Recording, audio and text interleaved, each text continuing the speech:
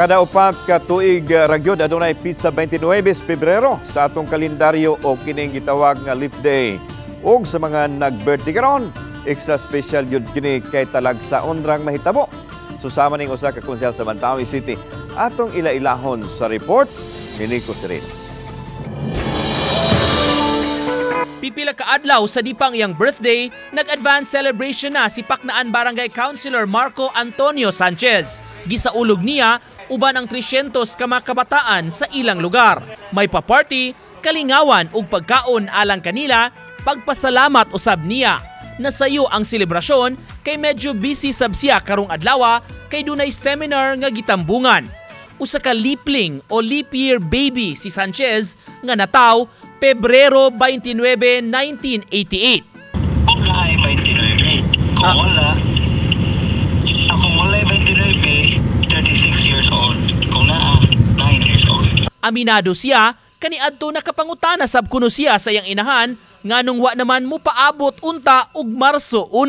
Alas 11:55 sa gabi sa February 29, wa na lagi giutong sa akong inahan nga mahimong March 1. Nauntahan ako sa akong inahan. Ngano mo na malagin mong iutong ang ito magsakasakit na lagi ko no, di na gano'n magwanta.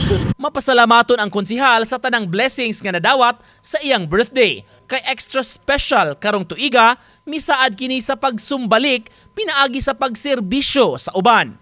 Usahay, moingon man na sila di ba nga nasubrahan o kuwangan. Pero ako maninoy na kuwang gina-feel nga nagkasubra-subra yun. Kaya daghang blessings na abot o daghan sa tamatabangan.